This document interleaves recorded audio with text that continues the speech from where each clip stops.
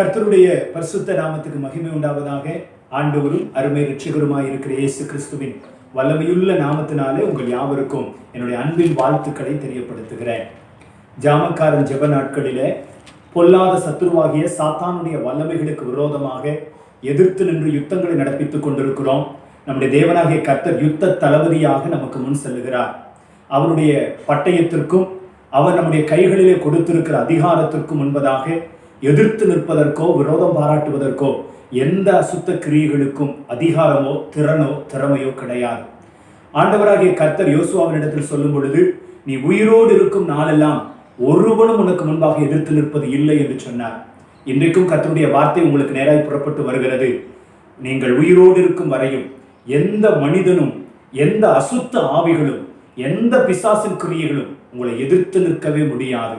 தேவன் உங்கள் பாளையத்திற்குள்ளே பராக்கிரமசாலியாக உலாவிக் கொண்டிருக்கிறார். அவருடைய பரிசுத்த புயங்கள் எப்பொழுதுமே சத்துருவுக்கு விரோதமாக உயர்த்தப்பட்டிருக்கிறது. அவருடைய ஆளுகைக்குள்ளும் அவருடைய பராமரிப்புக்குள்ளும் இருக்கிற உங்களுக்கு ஒரு நாளும் ஒருபோதும் ஒரு சேதமும் வராதபடிக்கு கர்த்தர் காத்து நடத்துவார்.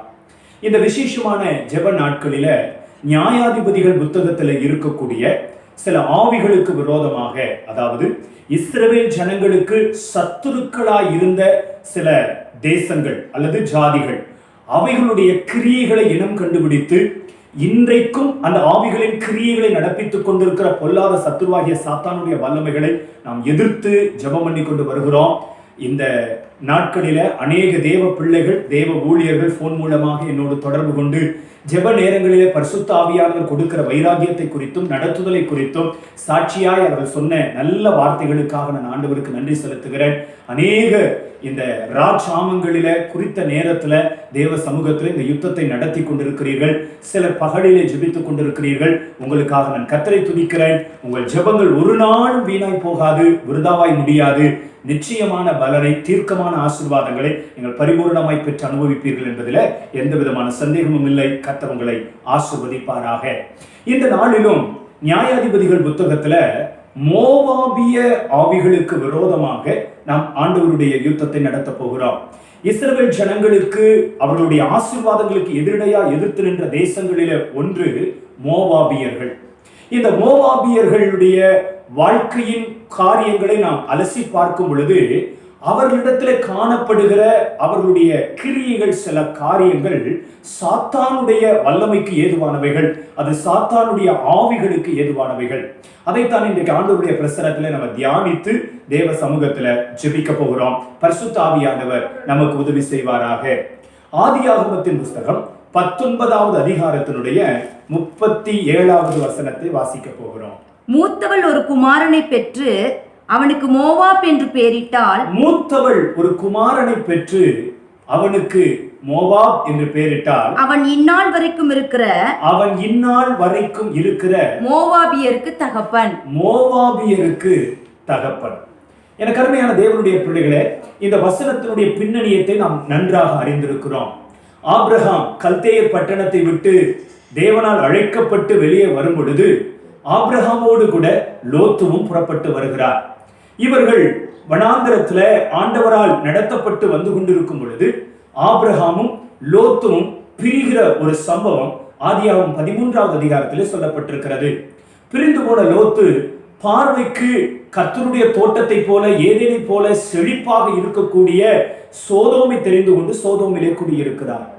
இந்த சோதோம் கர்த்தருடைய பார்வைக்கு ஒரு அருவருப்பான பட்டணம். ஆதலால் இந்த பட்டணத்தை கர்த்தர் தம்முடைய அக்கினியினாலே அழித்து போட்டார். அழிக்கிறதற்கு முன்பதாக ஆபிரகாமின் நிமித்தம் லோத்துவையும் லோத்துவனுடைய குடும்பத்தாரையும் கர்த்தர் பாதுகாக்க வேண்டும் என்று திட்டம் பண்ணி அவர்களை அந்த பட்டணத்தை விட்டு வெளியேற பண்ணினார். அப்பொழுது பின்னிட்டு பார்த்த லோத்துவனுடைய மனைவி உப்புத்தூண் ஆனார்.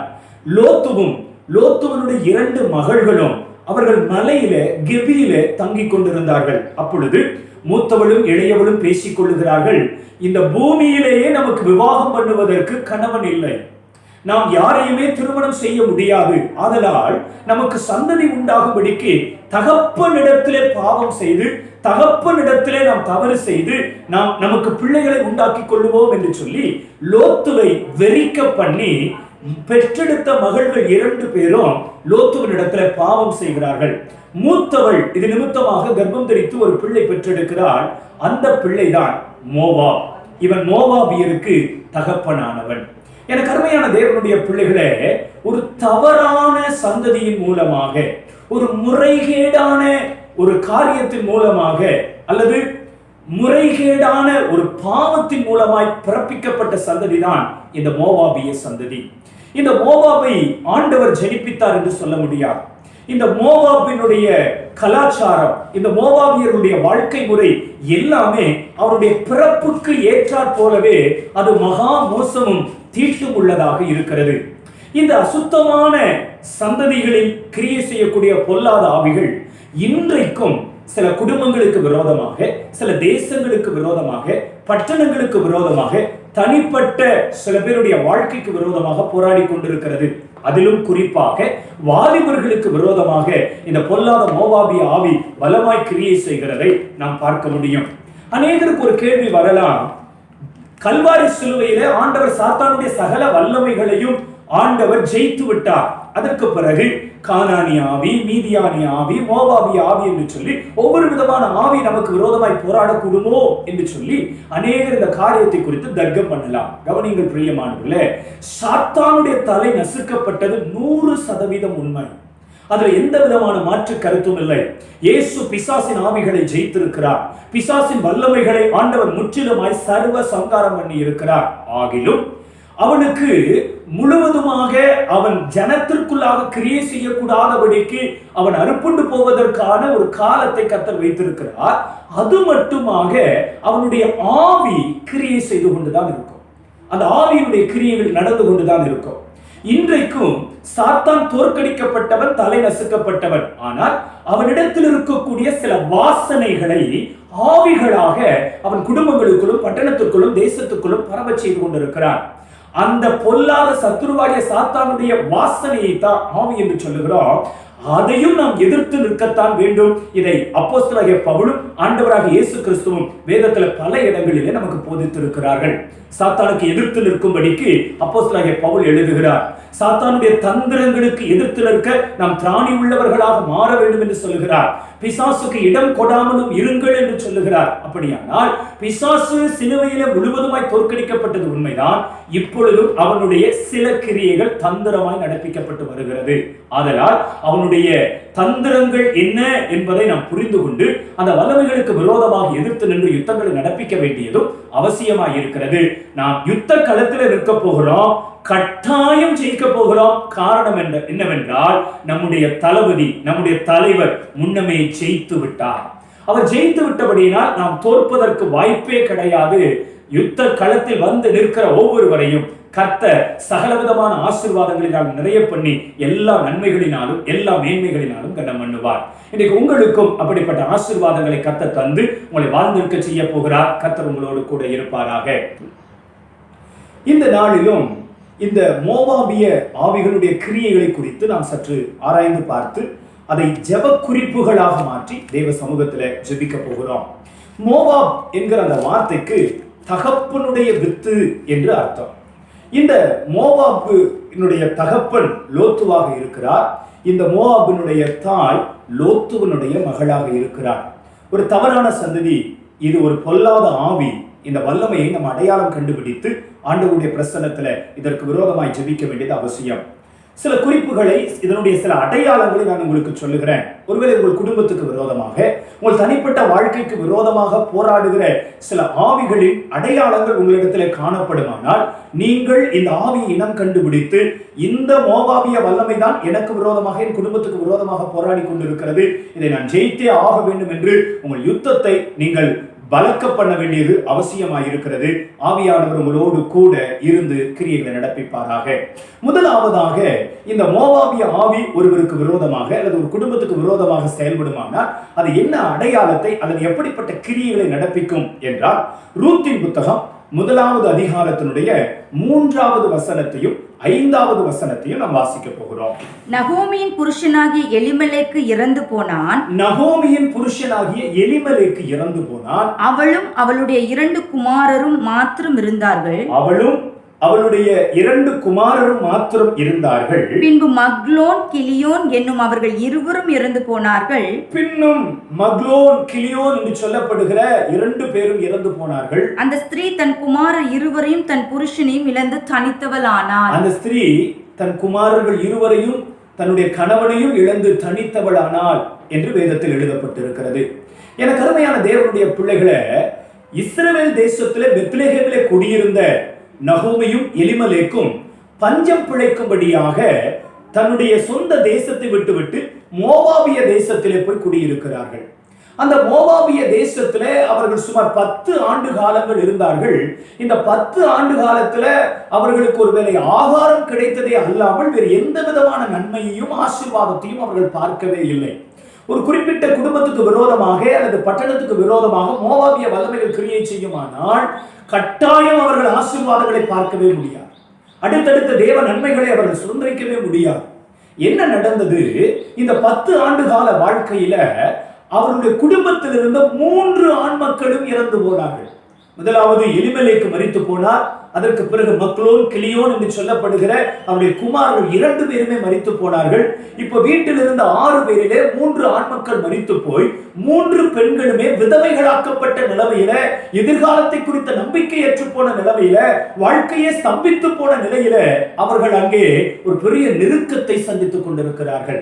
எனக்கு அருமையான தேவனுடைய பிள்ளைகளை, இங்கே சரீர பிரகாரமான மரணத்தை குறித்து சொல்லப்பட்டிருக்கிறது. எலிமெலேக்கு, மக்லோன், கிலியோன் ஆகிய 3 பேருமே சரீர பிரகாரமாகவே மரித்து போனார்கள். ஆனால் பரிசுத்த ஆவியானவர் இன்றைக்கு நமக்கு என்ன கற்றுக் கொடுக்க விரும்புகிறார்? மோவாபிய எல்லைகளிலே நீங்கள் சிறைப்பட்டு இருப்பீர்களானால், அல்லது மோவாபிய ஆவி உங்களுக்கு விரோதமாக போராடி கொண்டிருக்குமானால், உங்களுடைய எல்லைகளில ஆவிக்குரிய மரணம் உண்டாகும். ஆவிக்குரிய மரணத்தை ஏற்படுத்துவதற்காக இந்த ஆவிகள் போராடும். அன்றைக்கு ரூத்தினுடைய அல்லது நகோமியினுடைய வாழ்க்கையில 3 ஆண்மக்களும் சரீர பிரகாரமாக செத்து போனார்கள். இன்றைக்கு ஆண்டவர் என்ன கற்றுக் கொடுக்கிறார்? ஒரு ஆவிக்குரிய மரணத்தை ஏற்படுத்தக்கூடிய வல்லமை இந்த மோவாபிய கிரியைகளுக்கு இருக்கிறது. அது என்ன ஆவிக்குரிய மரணம் என்றால், தேவனோடு கூட உறவிலே, தேவனோடு கூட ஐக்கியத்தில் இருந்து நன்றாக ஜெபித்து வேதத்தை வாசித்து தேவ பிரசன்னத்தில் காத்திருந்து தேவனுடைய மகிமையில நிரம்பி வாழுகிற ஒரு வாழ்க்கை, அது ஆசீர்வாதத்திலும் மிக உன்னதமான வாழ்க்கை. அந்த வாழ்க்கையில் இருக்கிற அநேக தேவ பிள்ளைகள் குறிப்பிட்ட காலகட்டத்தில் இந்த மோவாபிய ஆவிகள் கிரியை செய்ய ஆரம்பிக்கும் பொழுது தேவ சமூகத்தை விட்டு, தேவனை விட்டு, தேவ பிரசன்னத்தை விட்டு கொஞ்சம் கொஞ்சமாக வழி விலகி கடைசியிலாக ஆண்டவருக்கும் நமக்கும் எந்த விதமான தொடர்பும் இல்லை, எந்த விதமான சம்பந்தமும் இல்லை என்கிற நிலைக்கு வந்து விடுவார்கள். எனக்கு அருமையான தேவனுடைய பிள்ளைகளை, ஒருவேளை அப்படிப்பட்டவர்கள் தொடர்ந்து சபைக்கு வந்து கொண்டிருக்கலாம், கைகளிலே வேதம் ஏந்தலாம், அவ்வப்போது ஜெபம் பண்ணலாம், ஆனாலும் தேவனோடு கூட உறவு இருக்காது. நீங்கள் சபைக்கு வந்து போகிறதுனால தேவனோடு ஐக்கியப்பட்டவர்கள் என்று சொல்லிவிட முடியாது.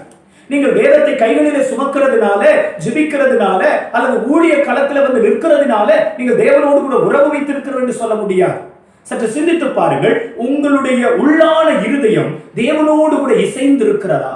உங்கள் ஆத்துமாவிலே கிறிஸ்துவினுடைய அன்பு நிரப்பப்பட்டு இருக்கிறதா? உங்கள் வாழ்க்கையில தேவ சமூகத்தை விட அல்லது தேவ பிரசன்னத்தை விட வேறு ஏதோ ஒரு காரியம் முக்கியப்படுத்தப்படுகிறதா? அப்படி ஒருவேளை தேவ சமூகத்தை விட்டு ஏதோ ஒரு காரியம் உங்கள் வாழ்க்கையில் முக்கியப்படுத்தப்பட்டு இருக்குமானால் உங்களுடைய வாழ்க்கையில ஆவிக்குரிய மரணம் உண்டாக்கப்பட்டிருக்கிறது. நீங்கள் ஆவிக்குரிய நிலையில செத்து போயிருக்கிறீர்கள். மறுபடியும் சொல்லுகிறேன், திருச்சபைக்கு வந்து கொண்டிருக்கிற எல்லாரும், பரிசுத்த ஓய்வு நாள் ஆராதனையில பங்கு பெறுகிற எல்லாரும் தேவனோடு கூட ஐக்கியப்பட்டவர்கள் அல்ல. அவர்களில் அநேகருடைய ஆத்துமா மரித்து போய் கிடக்கிறது.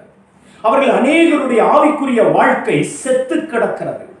இந்த மோவாபிய ஆவி ஆவிக்குரிய மரணத்தை உண்டு பண்ணுகிற ஆவி.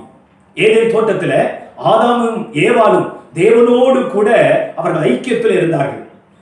பகலில் குளிர்ச்சியான வேலைகளில ஆதாமோடும் ஏவாளோடும் ஆண்டவர் உலாவிக் கொண்டிருந்தார்.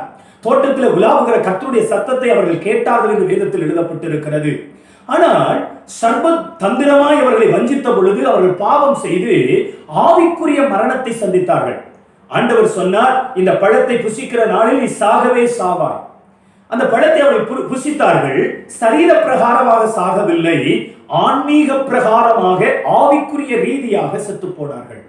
எனக்கு அருமையான தேவனுடைய பிள்ளைகளை, அதற்கு பிறகு அவர்களால் தேவனுக்கு முன்பதாக வந்து நிற்க முடியவில்லை. இலைகளை தைத்து அதை தங்களுக்கு உடையாக்கி கொண்டு அவர்கள் ஒழித்துக் கொண்டிருக்கிறார்கள். ஆண்டவருடைய சமூகத்தை அவர்களால் விரும்ப முடியாமல் போயிட்டு கடைசியிலாக அந்த தோட்டத்தை விட்டு அவர்கள் வெளியேற்றப்பட்டு போனார்கள். எனக்கு அருமையான தேவனுடைய பிள்ளைகளை, அவர்கள் செத்து போன பிறகும் தோட்டத்தில் தான் இருந்தார்கள். அவருடைய ஆவிக்குரிய மரணம் ஏற்பட்ட பிறகும் தோட்டத்திற்குள் தான் இருந்தார்கள். எனக்கு அருமையான தேவனுடைய பிள்ளைகளை, நாம் நம்முடைய ஆவிக்குரிய வாழ்க்கையில் அதிக கவனம் உள்ளவர்களாக இருக்க வேண்டும். நம்மை நாமே அடிக்கடி உய்த்து ஆராய்ந்து சோதித்து பார்க்க வேண்டும். ஒரு 2 மணி நேரம் ஜெபிக்கிறோம் என்றால் அந்த ஜெபம் எப்படிப்பட்ட ஜெபமாக இருக்கிறது? ஒரு 5 அதிகாரத்தை வேதத்தில் வாசிக்கிறோம் என்றால் நம்மால் வேத வசனங்களிலிருந்து வெளிப்பாடுகளை பார்க்க முடிகிறதா? என்னால ஜெபிக்கவே முடியல, வேதத்தை வாசிக்கவே முடியல அப்படின்னா, 1 நாள் 2 நாள் அப்படி இருக்கிறது என்றால் ஓகே, பரவாயில்ல. அது ஏதோ அந்த அட்மாஸ்பியர்ல கிரியை செய்கிற ஆவிகளின் போராட்டம், அல்லது உங்களுடைய சிந்தனையில ஏதாவது ஒரு அழுத்தம், அதனால ஜெபிக்க முடியல, வேதத்தை வாசிக்க முடியல. எப்பொழுதுமே எனக்கு ஜெபிக்க முடியல, எப்பொழுதுமே வேதத்தை வாசிக்க முடியல, ஆவியில நிறைந்து ஆண்டவருடைய பிரசன்னத்தை அனுபவிக்க முடியல, ஆண்டவருடைய சமூகத்தின் சந்தோஷத்தை அனுபவிக்க முடியல அப்படின்னா ஆவிக்குரிய வாழ்க்கையில மரணம் உண்டாக்கப்பட்டு இருக்கிறது என்ற அர்த்தம். உங்கள் வாழ்க்கையில தேவ சமூகத்தை விட வேறு ஏதோ ஒன்று முக்கியப்படுத்தப்பட்டிருக்கிறது என்றால் ஆவிக்குரிய மரணம் உண்டாக்கப்பட்டிருக்கிறது என்ற அர்த்தம். அந்த ஆவிக்குரிய மரண நிலையை ஏற்படுத்துகிற ஆவி மோவாபிய ஆவி. இந்த மோவாபிய ஆவிக்கு விரோதமாக நாம் ஜெயம் எடுக்க வேண்டும். இந்த மோவாபிய வல்லமைக்கு விரோதமாக ஜெயம் எடுக்க வேண்டும். இன்னைக்கு அநேக பெற்றோர்கள் தங்களுடைய பிள்ளைகளை குறித்து தேவ சமூகத்தில் புலம்பி அழுது கொண்டிருக்கிறார்கள். என் பிள்ளை ஜெபிக்க மாட்டேங்கிறா, ஆண்டவரை தேட மாட்டேங்கிறா, சர்ச்சுக்கு வர்றது பிடிக்கல. காரணம் என்ன? மோவாபி ஆவி கிரியை செய்து கொண்டிருக்கிறது. அது ஆவிக்குரிய மரணத்தை ஏற்படுத்தி வைத்திருக்கிறது. பாவத்தின் சம்பளம் மரணம். கிறிஸ்து நமக்கு ஜீவனாக இருக்கிறார். இன்னைக்கு நமக்கு மரணத்தை ஏற்படுத்தக்கூடிய வல்லமைகளுக்கு நம்மை தூரப்படுத்தி கொண்டு கிறிஸ்துவை நமக்குள்ளே தரித்துக் கொள்ளுவோமானால் நிச்சயமாகவே நாம் நம்முடைய வாழ்க்கையில ஆண்டவருக்கு வல்ல சாட்சிகளாக நிற்க முடியும். இந்த மோவாபிய ஆவிகளுக்கு விரோதமாக மிகப்பெரிய ஜெயத்தை நாம் சுதந்திரிக்க முடியும். முதலாவதாக, மோவாபிய ஆவிகள் கிரியை செய்யும் பொழுது அது ஆவிக்குரிய மரணத்தை ஏற்படுத்துகிறது. இரண்டாவதாக, இந்த மோவாபிய ஆவி கிரியை செய்யும் பொழுது எப்படிப்பட்ட போராட்டங்கள் நம்முடைய வாழ்க்கையில வருகிறது என்றால், செப்பனியாவின் புத்தகம் 2வது அதிகாரத்தினுடைய 8வது வசனத்தை நாம் வாசிக்க போகிறோம். செப்பனியா 2வது அதிகாரத்தின் 8வது வசனம். மோவாப் செய்த நிந்தனையையும் அம்மோன் புத்திரர் என் ஜனத்தை நிந்தித்து அவர்கள் எல்லையை கடந்து பெருமை பாராட்டி சொன்ன தூஷணங்களையும் கேட்டேன். என்ன சொல்லுகிறது? இந்த மோவாபியர்களுடைய நிந்தனையான பேச்சை நான் கேட்டேன் என்று ஆண்டவர் சொல்லுகிறார். இரண்டாவது, இந்த மோவாபிய ஆவி நிந்திக்கிற ஆவி, அவமதிக்கிற ஆவி. இன்னைக்கு அநேக தேவனுடைய பிள்ளைகள் பல பேராலே பரியாசம் பண்ணப்படுகிறார்கள், ஏளனம் பண்ணப்படுகிறார்கள். கேவலமான வார்த்தைகளினாலே இருதயம் வலிக்கத்தக்கதாக அவர்கள் அநேகரால பல விதத்தில் நெருக்கப்படுகிறார்கள். சில வருடங்களுக்கு முன்பதாக ஒரு சகோதரி என்னிடத்தில் ஜெபிக்கும்படி வந்திருந்தார்கள். அவர்கள் சொன்ன வார்த்தை என்னவென்றால், அவர்கள் குடியிருக்கக்கூடிய அந்த வீதியில் இருக்கக்கூடிய எல்லாரும் இவர்களுக்கு விரோதமானவர்கள். பரியாசமான வார்த்தைகள், அவமதிக்கக்கூடிய வார்த்தைகள், தூஷிக்கக்கூடிய வார்த்தைகள், வேதனைப்படுத்தக்கூடிய வார்த்தைகள் என்று சொல்லி பல விதத்தில் நெருக்கத்தை உண்டாக்கும்படியான சூழ்நிலைகள். அப்பொழுது நான் அவர்களுக்கு சொல்லிக் கொடுத்தது அதுதான். இந்த வீதியில் இருக்கிற எந்த மனிதர்களும் உங்களுக்கு சத்துருக்கள் அல்ல. இந்த ஊரில் இருக்கக்கூடிய யாரும் உங்களுக்கு விரோதிகள் அல்ல. உங்களை இந்த காலத்தில் இப்படிப்பட்ட காரியத்திற்குள்ளாக்கும்படிக்கு அல்லது பிரச்சனைகளுக்கு உள்ளாக்கும்படிக்கு ஒரு விதமான ஆவி போராடி கொண்டிருக்கிறது. அந்த ஆவியை நீங்கள் இனம் கண்டுபிடித்து ஜெபிக்க வேண்டும் என்று சொன்ன பொழுது அவர்கள் ஜெபிக்க ஆரம்பித்தார்கள். பிறகு ஆண்டவர் அவருடைய எல்லைகளில் ஒரு பெரிய சமாதானத்தை தந்தார். ஏன் சொல்லுகிறேன் என்றால், இந்த மோவாபிய ஆவி எப்பொழுதுமே உங்களை நிந்தித்துக் கொண்டே இருக்கும், உங்களை அவமதித்துக் கொண்டே இருக்கும். சில நேரங்களில் பார்த்தீங்கன்னா, குடும்பத்துக்குள்ளேயே கணவன் மனைவியை பரியாசம் பண்ணிக்கிட்டே இருப்பான். மனைவியை ஏளனமா, கேவலமா, நீ எல்லாம் எதுக்கு, நீ எல்லாம் பிறந்ததே லாய்க்கு, ஒன்ன போய் கட்டிட்டு வந்த பாருன்னு எப்ப பார்த்தாலும் நிந்தித்து பேசுவார். சில குடும்பங்கள்ல மனைவி கணவனை அவமதித்து பேசுவார்கள். கணவனுக்கு கொடுக்கக்கூடிய மரியாதையே இருக்கா, கணவனுக்கு கொடுக்கப்படக்கூடிய கனமே இருக்கா. அது என்ன காரணம்? அந்த குடும்பத்துக்குள்ளாக மோவாபிய ஆவி கிரியை செய்கிறது. சில பகுதியில அல்லது தெருவுல, வீதியில இருக்கக்கூடியவர்கள், நம்ம குடியிருக்கிற பகுதியில் இருக்கக்கூடிய ஜனங்கள் நம்ம எப்பொழுதும் ஏளனமாக பேசி வேதனைப்படுத்திக் கொண்டே இருப்பார்கள். காரணம் மோவாபிய ஆவி கிரியை செய்கிறது. இந்த மோவாபிய ஆவி உங்களை நிந்தைக்குள்ளாக்குகிற ஆவி. எப்பொழுதுமே உங்களை ஏதாவது ஒரு காரியத்துல அவமானத்திற்கு உட்படுத்தி வைக்க வேண்டும் என்று போராடுகிற ஆவி. ஒரு குடும்பம் என்னிடத்தில் ஜெபிக்க வந்திருந்தது. அவருடைய வாலிப மகளை என்னிடத்தில் ஜெபிக்க அழைத்து கொண்டு வந்திருந்தார்கள். அப்பொழுது அவளுக்காக ஜெபிக்கும் முன்பதாகவே கர்த்தர் அவளுக்கு ஒரு வார்த்தையை என்னுடைய இருதயத்தில் வைத்தார். அவளுடைய கால்களுக்கு கண்ணி வைக்கப்பட்டிருக்கிறது என்று சொல்லி, பிறகு நான் அதை உறுதிப்படுத்திக் கொள்ளும்படிக்கு அவளிடத்துல பேச ஆரம்பித்தேன். அப்பொழுது அவள் ஒரு விதமான தவறான தொடர்புல உறவுல இருக்கிறாள் என்பதை கண்டுகொண்டேன். நான் அவளுக்கு கல்வாரியை குறித்த அல்லது கல்வாரி அன்பை குறித்த சில சத்தியங்களை நான் அவளுக்கு சொல்லிக் கொடுத்து முழங்கால் படியிட பண்ணி அவளை ஜெபிக்க ஒப்பு கொடுத்து நடத்தினேன். ஆனால் அவளால் முழுமையாக தன்னை ஒப்பு கொடுக்க முடியவில்லை. என்ன நடந்தது? அடுத்த ஒரு வார காலத்துல அவள் தன்னுடைய மனதுக்கு விருப்பமான ஒரு நபரோடு கூட விவாகம் பண்ணும்படிக்கு ஓடி போனாள். இப்பொழுது அவளை பெற்றெடுத்த தாய் தகப்பன் இந்த ஊர்ல குடியிருக்கிற பகுதியில தலை காட்ட முடியாதபடிக்கு அவள் எங்கேயோ போய் விட்டால். இவர்கள் எல்லாம் தன்னுடைய சொந்தக்காரருடைய வீட்டுக்கு போய் கிட்டத்தட்ட 3 மாதத்திற்கு மேலாக அவர்கள் அங்கே ஒழித்துக் கொண்டார்கள். ஒரு பெரிய நிந்தை, பயங்கரமான அவமானம். எனக்கு அருமையான தேவனுடைய பிள்ளைகளை, இந்த ஆவி உங்க குடும்பத்துக்கு விரோதமா போராடிச்சுன்னா, இந்த ஆவி உங்க குடும்பத்தில் இருக்கிற எல்லாரையும் பட்டணத்திற்கு நடுவில் சமுதாயத்துக்கு மத்தியில அவமானங்களை உண்டாக்கும். சற்று யோசித்து பாருங்க. உங்க குடும்பத்தார், உங்களுடைய உற்றார் உறவினர்கள், நீங்க வேலை செய்யற இடத்துல, நீங்க படிக்கிற இடத்துல எல்லாருமே உங்களை கேவலப்படுத்திக்கிட்டு தான் இருக்கிறாங்களா? ஏளனமாக அற்பமாக பேசிக்கொண்டுதான் இருக்கிறார்களா? நீங்கள் நிந்திக்கப்பட்டு கொண்டிருக்கிறீர்களா? சுதாரித்துக் கொள்ளுங்கள். நீங்கள் உங்களை கர்த்தருக்குள்ளாக பலப்படுத்திக் கொள்ளுங்கள். உங்களுக்கு விரோதமாக ஒரு மோவாபிய கிரியை, மோவாபிய வல்லமை செயல்பட்டுக் கொண்டிருக்கிறது. இந்த மோவாபிய ஆவிகளுக்கு விரோதமாக நீங்கள் யுத்தத்தை நடப்பித்து ஜெயிப்பீர்களானால், எந்தெந்த இடத்துல நீங்கள் அவமதிக்கப்பட்டீர்களோ, எந்தெந்த இடத்துல நீங்கள் கேவலமா எண்ணப்பட்டீர்களோ, அவர்களுக்கு நடுவில் கர்த்தர் உங்கள் தலையை உயர்த்துவார். அவர்கள் கண்கள் பார்க்க கர்த்தர் உங்களை கனப்படுத்தி புகழ்ச்சியும் கீர்த்தியுமாக மாற்றுவார். எனக்கு அருமையான தேவனுடைய பிள்ளைகளை, இந்த ஆவி நிந்தைக்குள்ளாக்குகிற ஆவி, உங்களை அவமதித்து பேசுகிற ஆவி, உங்களை கேவலமான வார்த்தைகளினால உங்களை ஏளனப்படுத்துகிற ஆவி, இந்த ஆவிகளை நாம் விட்டு வைக்கக்கூடாது. முதலாவது, ஆவிக்குரிய மரணத்தை உண்டாக்கக்கூடிய ஆவி மோவாபிய ஆவி. இரண்டாவது, நிந்தைக்குள்ளாக்குகிற ஆவி மோவாபிய ஆவி. மூன்றாவதாக வாசிக்க போகிறோம் எரேமியா தீர்க்க தரிசனத்தின் புஸ்தகம் 48வது அதிகாரத்தினுடைய 42வது வசனத்தை வாசிக்க போகிறோம். மோவாப் கர்த்தருக்கு விரோதமாய் பெருமை பாராட்டினபடியால், மோவாப் கர்த்தருக்கு விரோதமாக பெருமை பாராட்டினபடியால் அது ஒரு ஜனமாய் இராதபடிக்கு அழிக்கப்படும். அது ஒரு ஜனமாய் இராதபடிக்கு அழிக்கப்படும் என்று வேதத்தில் எழுதப்பட்டிருக்கிறது. எனக்கு அருமையான தேவனுடைய பிள்ளைகளை, மோவாப் கர்த்தருக்கு விரோதமாக பெருமை பாராட்டினான் என்று சொல்லப்பட்டிருக்கிறது. அப்படியானால் பெருமை பாராட்டுகிற ஆவி இந்த மோவாபிய ஆவி. இன்னைக்கு அநேகர் தங்களுடைய வாழ்க்கையில மேட்டிமையான பார்வை உள்ளவர்கள், பெருமையான பேச்சு நிறைந்தவர்கள், அகந்தையாய் கர்வமாய் நடந்து கொள்ளுகிறவர்கள். அநேகர் தங்களுடைய படிப்பை குறித்த பெருமை பேச்சு, நான் எவ்வளவு படிச்சிருக்கிறேன் தெரியுமா, அந்த காலத்திலே நான் அவ்வளவு படிச்சிருக்கிறேன், அந்த காலத்து படிப்பு இந்த காலத்து படிப்புக்கு இவ்வளவுக்கு சமம் அப்படின்னு சொல்லி தங்களுடைய படிப்பை குறித்து மேன்மை பேசுகிறவர்கள்.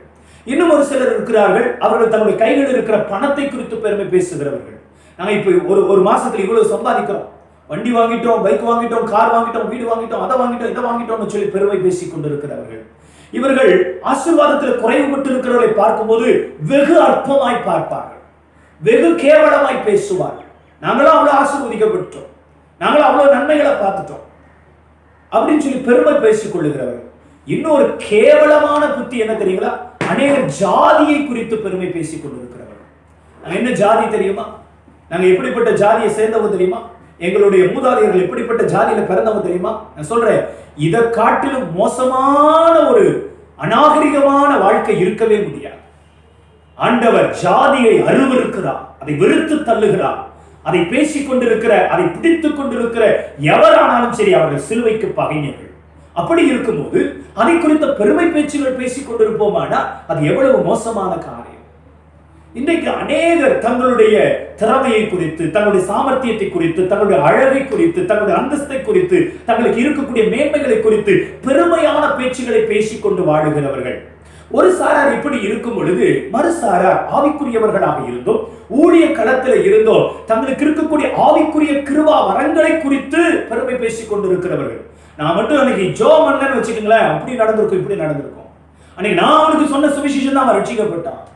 நான் அன்னைக்கு போய் கை வச்ச உடனே சுகம் கிடைச்சிச்சு பாருங்க. இதெல்லாம் தவறான வார்த்தை. கவனிங்க, கிறிஸ்து மாத்திரம் நமக்கு ஜீவனாக இல்லாது இருந்திருப்பாரானால் என்றைக்கோ நம்ம மரித்து மண்ணோடு மண்ணாக மட்கி போயிருப்போம். நமக்கு கிடைச்ச ரட்சிப்பு, நமக்கு கிடைச்ச அபிஷேகம், நமக்கு கிடைச்ச ஆவிக்குரிய மேன்மைகள், நமக்கு கிடைச்சிருக்கிற கிருபா வரங்கள் எல்லாம் தேவனால் உண்டானது. அவைகள் தேவனுக்கு மகிமையை கொண்டு வரும்படிக்கு ஏற்படுத்தப்பட்டிருக்கிறவைகள். கர்த்தருக்கு மகிமை செலுத்தப்படவே வேண்டுமே அன்றி கர்த்தருக்கு மகிமை செலுத்தப்பட வேண்டுமே அன்றி ஒரு நாளும் ஒருபோதும் ஆண்டவருடைய மகிமையின் ஓரத்தை கூட நாம் தொடக்கூடாது. உங்களுக்கு வரக்கூடிய பாராட்டுகள் எதையுமே நீங்கள் உங்களுக்கு என்று எடுத்துக்கொள்ளக்கூடாது. அந்த பாராட்டுகளுக்கு பாத்திரவான் கர்த்தர் மாத்திரமே. அந்த பாராட்டுகள் ஆண்டவருக்கு உரியது. யார் ஒருவர் எந்த ஒரு காரியத்தில் உங்களை பாராட்டினாலும் நீங்கள் தேவனுக்கு மகிமை செலுத்த கற்றுக்கொள்ள வேண்டும். உங்கள் இருதயத்தின் ஆழத்துல அந்த பாராட்டுகளின் வார்த்தைகள் வரும் பொழுது சந்தோஷம் வரக்கூடாது, சந்தோஷம் எழும்பக்கூடாது, உள்ளான ஒரு அழுகை எழும்ப வேண்டும். ஐயோ, இந்த பாராட்டுக்கு நான் பாத்திரவான் அல்ல, கர்த்தர் ஒருவரே பாத்திர என்று ஆண்டவருக்கு நீங்கள் மகிமை செலுத்த கற்றுக்கொள்ள வேண்டும். உங்கள் வாழ்க்கையின் மேன்மையான எந்த ஒரு காரியத்தை குறித்தும் மனுஷரிடத்தில் போய் அந்த மேன்மையை குறித்த சந்தோஷத்தை நீங்கள் பகிர்ந்து கொள்ளக்கூடாது. அப்படி பகிர்ந்து கொள்ளும் பொழுது தேவன் உங்களுக்கு நன்மை செய்திருக்கிறார் என்று சொல்ல நீங்கள் மறந்து விடவே கூடாது. இது தேவனுடைய கிருபையினால் கிடைத்தது, தேவனுடைய இரக்கத்தினால் எனக்கு உண்டானது என்று சொல்லி கர்த்தரை மகிமைப்படுத்த பழகிக் கொள்ளுங்கள். எனக்கு தெரிந்த ஒரு சகோதரி, அவர்கள் தங்களுடைய கம்பெனியில வேலை செய்து கொண்டிருந்தார்கள். அது ஒரு டைமண்ட் கம்பெனி. அந்த கம்பெனியில ஒவ்வொரு மாதமும் அதிக ப்ராடக்ட் கொடுக்கக்கூடிய நல்ல சகோதரியாக அவர்கள் வேலையில திறமையாய் செயல்பட்டுக் கொண்டிருந்தார்கள். அந்த கம்பெனியுடைய ஆனிவர்சரி வந்த பொழுது அந்த சகோதரியை மற்றவர்களுக்கு முன்பதாக அவருடைய வேலை நுணுக்கங்களை குறித்து, வேலை யுக்திகளை குறித்து மற்றவர்களை பகிர்ந்து கொள்ளும்படிக்கு கேட்டுக்கொண்டார்கள். அந்த சகோதரிக்கு ஸ்டேஜ் ஏறி பழக்கமே கிடையாது. அப்படி 10 பேருக்கு முன்பதாக பேசின அனுபவமும் கிடையாது. பயந்து போன நிலைமையில என்ன பேசுவதே என்று தெரியாமல் அவர்கள் அந்த நாளில் அழைக்கப்பட்ட பொழுது ஸ்டேஜில் ஏறி போய் என்ன சொன்னாங்கன்னா, ஒவ்வொரு நாளும் நான் கம்பெனியில வந்து வேலை செய்யறதுக்கு முன்னாடி ஏசப்பாட்ட ஜெபம் பண்ணுவேன். ஏசப்பா, நான் எனக்கு வேலை செய்ய போறேன், நீங்க தான் எனக்கு உதவி செய்யணும் அப்படின்னு சொல்லி ஜெபம் பண்ணிட்டு வேலை செய்வேன். எனக்கு ஒவ்வொரு மாசமும் நல்ல ப்ராடக்ட் எடுக்கிறதுக்கு கர்த்தர் உதவி செஞ்சாரு, ஏசப்பாவுக்கு நன்றி அப்படின்னு சர்ச்சில் சாட்சி சொல்ற மாதிரி சாட்சி சொல்லிட்டு கீழே இறங்கி ஓடி வந்துட்டான். கம்பெனி ஓனர் என்ன நினைச்சாரு, அவங்க சில நுணுக்கங்களை சொல்லி கொடுப்பார்கள், அது மற்றவர்களுக்கு உதவியா இருக்கும், மற்றவர்களும் நல்ல ப்ராடக்ட் கொடுத்து கம்பெனி பெரிய வளர்ச்சி அடையும் சொல்லி என்று எதிர்பார்த்தார்கள். ஆனா அந்த இடத்துல அந்த சகோதரி தன்னுடைய திறமையை குறித்து மேன்மை பேசாமல் தேவனுடைய நாமத்தை மகிமைப்படுத்தி சாட்சி சொன்னார்கள். இதைத்தான் ஆண்டவர் விரும்புகிறார். உங்களுக்கு 1000 திறமைகள் இருக்கலாம், உங்களுக்கு பல 1000 ஆசீர்வாதங்கள் இருக்கலாம், உயர்வுகள் இருக்கலாம், மேன்மைகள் இருக்கலாம், அனுபவங்கள் இருக்கலாம். ஆனால் எப்படிப்பட்ட நிலைமையில் இருந்தாலும் கர்த்தர் ஒருவரை மகிமைக்கு பாத்திரர். பெருமையுள்ளவனை தூரத்திலே கர்த்தர் அறிகிறார் என்று வேதத்தில் எழுதப்பட்டிருக்கிறது. தாழ்மையுள்ளவர்களுக்கு கர்த்தர் கிருபை அளிக்கிறார். எனக்கு அருமையான தேவனுடைய பிள்ளைகளை, வேதத்தில் பெருமை பேசி திரிந்த எல்லாரும் தேவனால் அடிக்கப்பட்டு போனார்கள். நேபுகாத் நேச்சார் சொன்னார், நான் கட்டிய மகாபாபிலோன். என்ன நடந்தது? கடைசியில மாட்டை போல புல்லை தின்கிறவனாக மாறி போனார். உசியா ராஜா அரப காலத்துல கர்த்தர் அவரை ஆசீர்வதித்து அவருடைய எல்லைகளிலே சமாதானத்தையும் இளைப்பாறுதல் கட்டளையிட்டார். அவன் பலப்பட்டுக் கொண்டே இருந்தான் என்று வேதம் சொல்லுகிறது. கடைசியில மனமேட்டிமையாகி ஆசாரியர்கள் நின்று தூபம் காட்டக்கூடிய மகா பரிசுத்த ஸ்தலத்திற்குள்ளாக ராஜாவா இருக்கிற நான் உங்களை விட அதிக கனத்திற்குரியவன் என்று சொல்லி அங்கே போய் ஆசாரியர்களுடைய முறைமையை தான் எடுத்துக்கொண்ட பொழுது நெற்றியிலே குஷ்டரோகம் வந்து செத்து போனான் என்று வேதத்தில் எழுதப்பட்டிருக்கிறது. எனக்கு அருமையான தேவ பிள்ளைகளை, ஏரோது ராஜா ராஜ வஸ்திரம் தரித்துக் கொண்டு தேவ ஊழியக்காரர்களை போல பிரசங்கம் செய்தார். ஜனங்கள் எல்லாரும் இது மனுஷ சத்தம் அல்ல, தேவ சத்தம் என்று சொன்னார்கள். என்ன நடந்தது? கர்த்தர் அவரை அடித்தார், அவன் புழு விழுத்து செத்து போனார். எனக்கு அருமையான தேவனுடைய பிள்ளைகளை, ஒரு நாளும் பெருமைக்கு இடம் கொடுக்க கூடாது. பெருமையின் வார்த்தைகள் நம்முடைய வாயிலிருந்து புறப்பட வேண்டாம். அதிக கவனம் உள்ளவர்களாக இருங்கள். நாம பெருமையான பேச்சுகளுக்கு நம்மை விலக்கி ஆண்டவருடைய சமூகத்துல மிகுந்த தாழ்மையாய் நடந்து கொள்வோம். பெருமை மோவாபிய ஆவிக்கு அடையாளம். உங்கள் எல்லையில மோவாபிய கிரியைகள் வெளிப்படுமானால் அல்லது கிரியை செய்யுமானால் நீங்கள் பெருமைக்கு இடம் கொடுப்பீர்கள். எனக்கு தெரிந்த ஒரு தாயார், அவர்களிடத்தில் நீங்கள் எப்பொழுது என்ன காரியங்களை பேசினாலும் அவர் எப்பொழுதுமே தன்னை பற்றியே பேசுவார். நானும் அப்படி இல்லையே, நாங்களும் அந்த காலத்தில் அப்படியெல்லாம் இருந்தோம். எங்களுக்கு இப்படி எல்லாம் இருந்துச்சு, நான் இப்படி எல்லாம் அந்த காரியத்தை செஞ்சனே, என்ன நீங்க சொன்னீங்கனாலும் அவங்க தங்களை பற்றி பேசுவாங்க. தன்னை பற்றியே பேசிக் கொண்டிருப்பது மோவாபிய ஆவி. அது பெருமையின் அடையாளம்.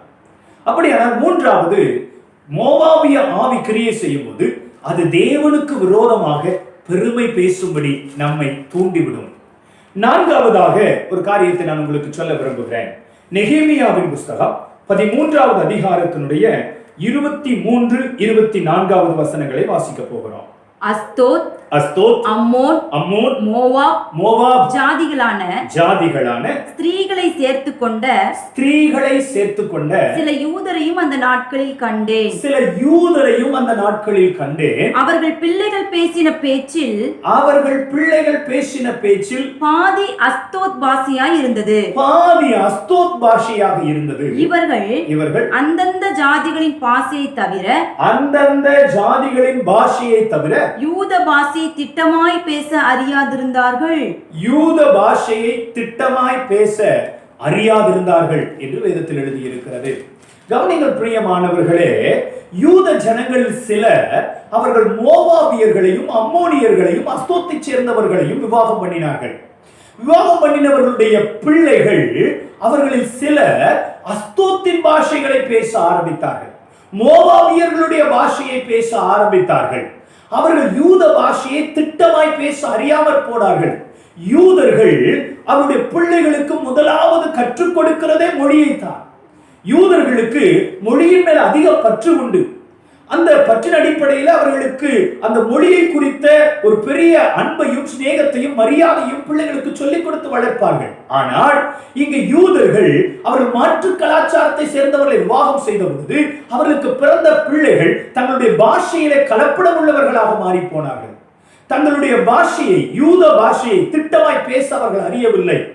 நான் இப்படி நம்புகிறேன், அவருடைய பாஷையிலே மாத்திரமல்ல, அவருடைய வாழ்க்கை முறையிலும் கலப்படம், அவர்களுடைய எல்லா விதமான அணுகுமுறையிலும் கலப்படம், அவருடைய எதிர்காலத்தை குறித்த திட்டங்களிலே கலப்படம். இப்படி மாற்றி விவாகம் செய்து கொண்டுடைய பிள்ளைகள் தவறான கலாச்சாரத்திற்கு உட்பட்டவர்களாக மாறி போனார்கள். அப்படியானால் மோவாபிய ஆவி கிரியை செய்யுமானால் உங்கள் பிள்ளைகளை அது தீட்டுப்படுத்தி அவர்களுக்குள்ளாக கலப்படத்தை உண்டாக்க ஆரம்பித்துவிடும். எனக்கு அருமையான தேவனுடைய பிள்ளைகளை, கர்த்தருடைய வாக்குத்தத்தம் என்ன? நீங்களும் நானும் பக்தி உள்ள சந்ததியை பெற்றெடுக்க வேண்டும் என்பதற்காகத்தான் விவாகம் என்கிற கனமான ஒரு காரியத்தை நம்முடைய வாழ்க்கையில கர்த்தர் அனுமதித்து இருக்கிறார். நம்முடைய பிள்ளைகள் பக்திக்குரியவர்களாக இருக்க வேண்டும், அவர்கள் தேவனை பற்றி கொண்டவர்களாக இருக்க வேண்டும், அவர்கள் சுத்தமான தேவனுடைய பாஷையை பேசுகிறவர்களாக இருக்க வேண்டும். அவருடைய வாழ்க்கை முறையிலும் அணுகுமுறையிலும் நடவடிக்கைகளிலும் எல்லாவற்றிலும் தேவனுடைய சாயல் வெளிப்பட வேண்டும். அவர்களுக்குள்ளே கலப்படம் உண்டாகக்கூடாது. இந்த மோவாபிய ஆவி கிரியை செய்யுமானால் உங்கள் பிள்ளைகளுடைய வாழ்க்கையில் அது கலப்படத்தை ஏற்படுத்தி அவர்களை உலக சிநேகத்துக்கு உரியவர்களாக, பாவத்திற்கு பிரியமானவர்களாக, அல்லது மாற்று கலாச்சாரத்தால் அல்லது தேவனை அறியாமல் வாழ்ந்து கொண்டிருக்கிறவர்களுடைய வாழ்க்கை முறைமையை கற்றுக்கொள்ளுகிறதற்கு ஏதுவாக வாழ்க்கையை மாற்றிவிடும். நான் அறிந்திருக்கிற ஒரு வாலிப தங்கச்சி தான் விரும்பினேன் என்று சொல்லி ஒரு மாற்று மதஸ்தவரை விவாகம் பண்ணினாள். அவள் போகும் பொழுது எனக்கு என்ன சொன்னால், அண்ணே, நான் நல்ல ஜெபிக்கிற பிள்ளை, நான் போய் என் கணவனையும் என் கணவனுடைய குடும்பத்தையும் எப்படியாக கிறிஸ்துவுக்குள் ஆதாயப்படுத்திக் கொள்ளுவேன். நான் அவளுக்கு சொன்னேன், அது சாத்தியமே இல்லை, அது நடக்கவே நடக்காது. ஒருவேளை நீ திருமணம் பண்ணுவதற்கு முன்பதாக அப்படிப்பட்ட வைராக்கியத்தோடு இருந்து அவர்களுக்காக ஜெபிப்பாயானால், ஒருவேளை நீ அப்படி உன் ஜெபம் ஆண்டவர் கேட்டு அவர்களை ரட்சிக்கலாம், அல்லது நீ உன்னை தப்புவித்துக் கொள்ளலாம். நான் திருமணம் பண்ணி போன பிறகு அவங்களை ரட்சிப்புக்குள்ள கொண்டு வந்துடுவேன் அப்படின்னு சொன்னா அது பிசாசுடைய தந்திரம், நீ போய் சிக்கிக்குவேன்னு சொன்னேன். அவள் கேட்கவில்லை, விவாகம் பண்ணினாள். இன்னைக்கு என்ன நடந்துச்சு தெரியுங்களா? அவளால் அவள் வீட்டுக்குள்ள முழங்கால் படியிட்டு ஜெபிக்க முடியல. பாத்ரூம்குள்ள போய் தன்னுடைய குடும்பத்தாருக்கு போன் பண்ணி எனக்காக ஜெபம் பண்ணுங்கன்னு சொல்லி கேட்கிறாள். அவளுடைய சரீர தோற்றமே மாறிவிட்டது, அவளுடைய பக்தி மாறிவிட்டது. தன்னுடைய கணவனுக்காக, கணவன் குடும்பத்தாருக்காக அவர்கள் அழைத்தனுப்புகிற இடத்திற்கெல்லாம் போய் வரும்படியான நிர்பந்தம் அவளுக்கு உண்டாயிற்று. இன்னைக்கு அவளுடைய ஆவிக்குரிய வாழ்க்கை முழுவதுமாக சேதமடைந்திருக்கிறது. இருதயத்தின் ஆழத்துல தேவன் மேல ஒரு அன்பு உண்டு, ஆனால் அந்த அன்பை வெளிப்படுத்த முடியவில்லை. ஜெபிக்க வேண்டும் என்ற ஆசை உண்டு, வேதத்தை எடுத்து வாசிக்க வேண்டும் என்கிற விருப்பம் உண்டு, ஆனால் முடியவில்லை. இன்றைக்கு அவளுக்கு பிறந்த பிள்ளைகள் எல்லாருமே அவர்கள் பழைய வாழ்க்கைக்கு நேராக திருப்பப்பட்டு அவர்கள் மாற்று கலாச்சாரத்திலே வளர்க்கப்பட்டு போனார்கள். எனக்கு அருமையான தேவனுடைய பிள்ளைகளை நாம் சரியாய் விளங்கிக் கொள்ள வேண்டும். இந்த ஆவி கிரியை செய்யுமானால் நம்முடைய அடுத்த சந்ததியை, நம்முடைய தலைமுறையை அது கலப்படத்திற்குள்ளாக்கி தேவ சாயலை விட்டு அவர்களை வழுவி போகப்பட்டுவிடும். ஆண்டவருடைய சமூகத்தை விட்டு அவர்களை விலக்கிவிடும். கலப்படத்தை நம்முடைய தலைமுறைக்குள் ஏற்படுத்துகிற ஆவி இந்த மோவாபி ஆவி. ஐந்தாவதாக ஒரு காரியத்தை நான் உங்களுக்கு சொல்லி, இந்த மோவாபிய வல்லமைகளை எதிர்த்து நிற்பதற்கு நாம் என்ன செய்ய வேண்டும் என்கிற 3 ஆலோசனைகளையும் வேகமாய் தியானித்து ஜெபம் பண்ண போகிறோம். வாசிக்கலாம். நெகேமியாவின் புத்தகம் 13வது அதிகாரத்தினுடைய 1வது வசனத்தை வாசிக்க போகிறோம். அன்றைய தினம் ஜனங்கள் கேட்க மோசேயின் புஸ்தகத்தை வாசித்தார்கள். அதிலே அம்மோனியரும் மோவாபியரும் இஸ்ரவேல் புத்திரருக்கு அப்பமும் தண்ணீரும் கொடுக்க எதிர்கொண்டு வராமல் அவர்களை சபிக்க அவர்களுக்கு விரோதமாய் பிலேயாமை கூலி பொருத்தி கொண்டபடியினால் அவர்களுக்கு விரோதமாக பிலேயாமை கூலி பொருத்தி கொண்டார்கள் என்று வேதத்தில் எழுதப்பட்டிருக்கிறது.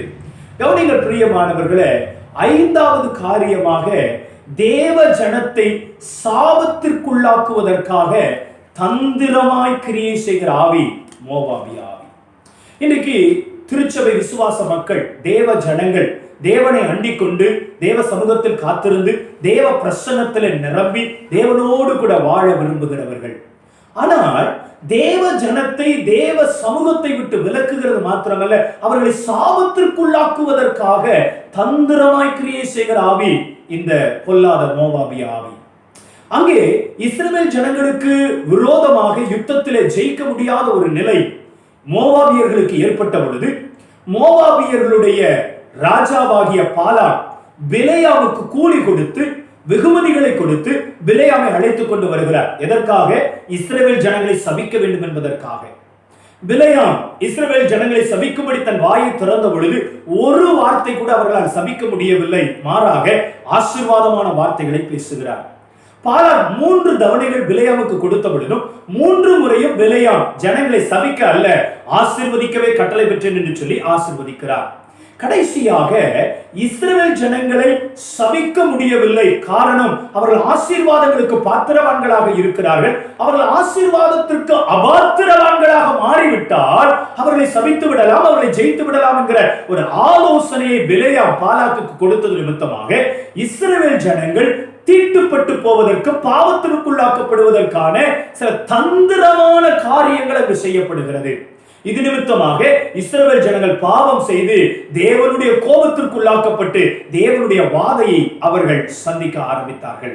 எனக்கு அருமையான தேவனுடைய பிள்ளைகளே, உங்க குடும்பம் தேவனுடைய ஆசீர்வாதத்தை சுதந்திரிக்கக்கூடிய குடும்பம். காரணம், உங்கள் குடும்பம் ஆசீர்வாதத்திற்கு பாத்திரவானாக இன்றைக்கு இருக்கிறது.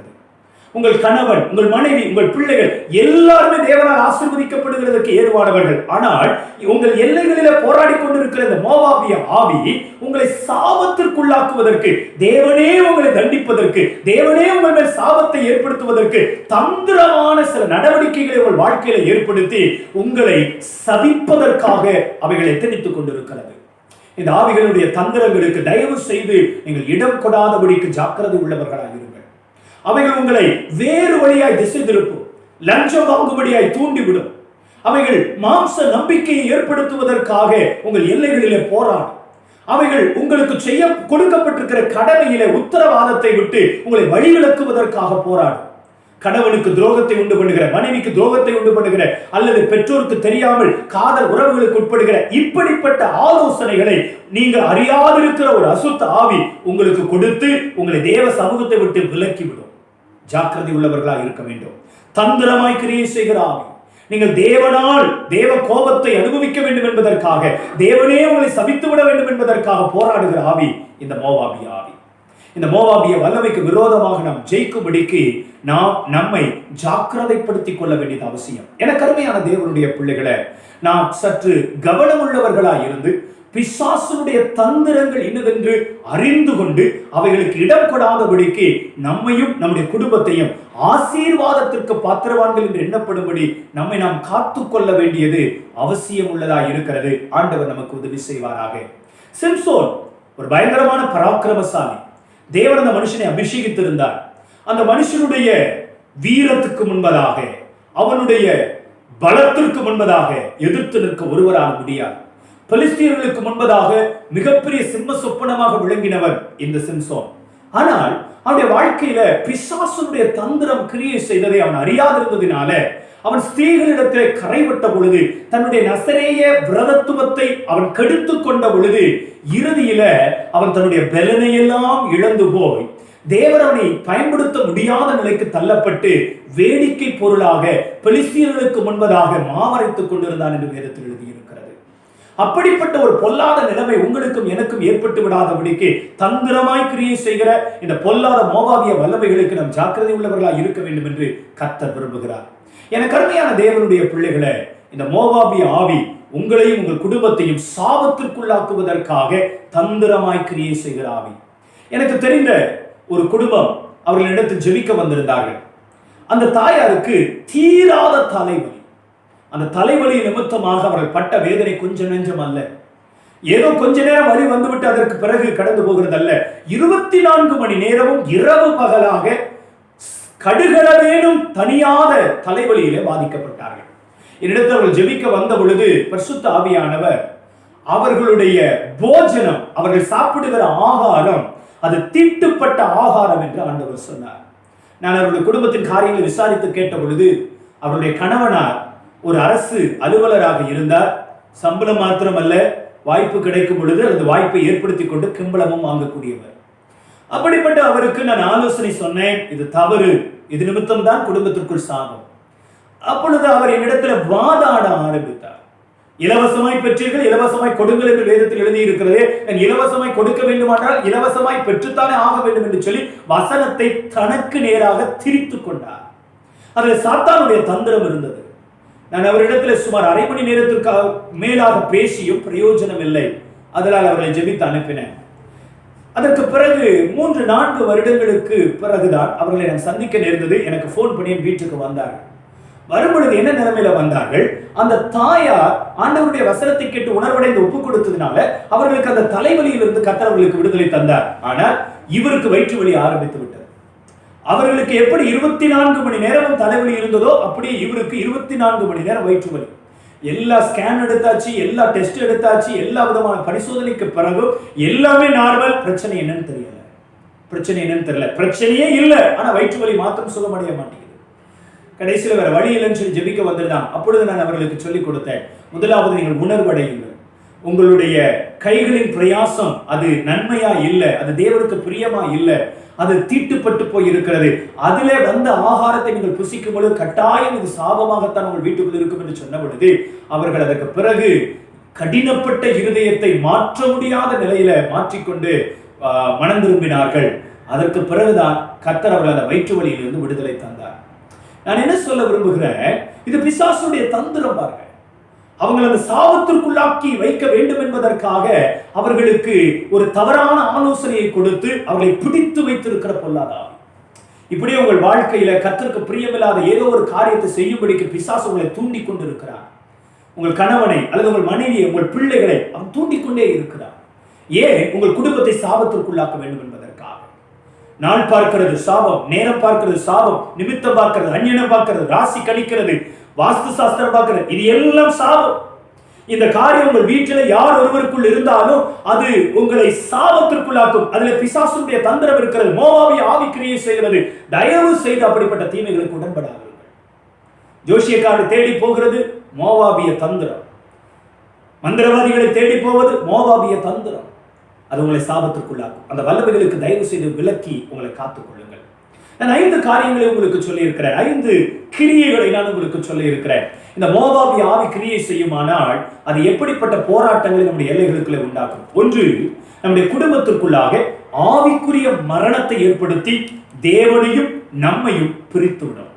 2வது, நாம் குடியிருக்கிற இடத்திலும், நாம் போகிற வருகிற படிக்கிற எவ்விடத்திலும் பல பேராலே நிந்தையையும் அவமானத்தையும் உண்டாக்கும்.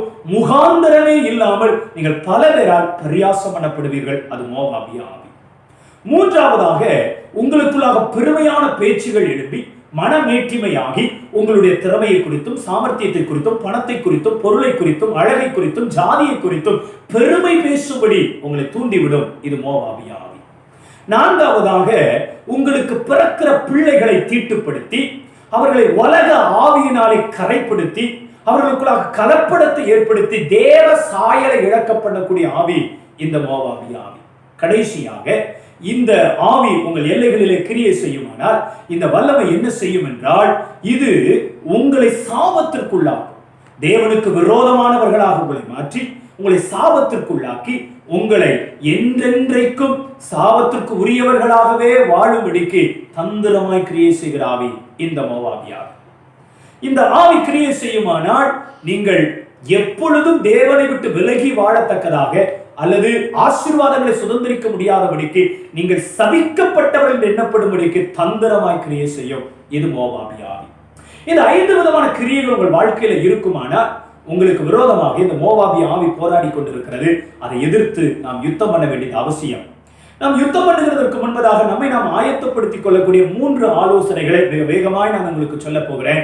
நாம் இணைந்து ஜெபித்து நம்மை யுத்தத்திற்கு ஆயத்தப்படுத்திக் கொள்ள போகிறோம். ரூத்தின் புத்தகம் 1வது அதிகாரத்தினுடைய 19வது வசனத்தை நாம் வாசிக்க போகிறோம்.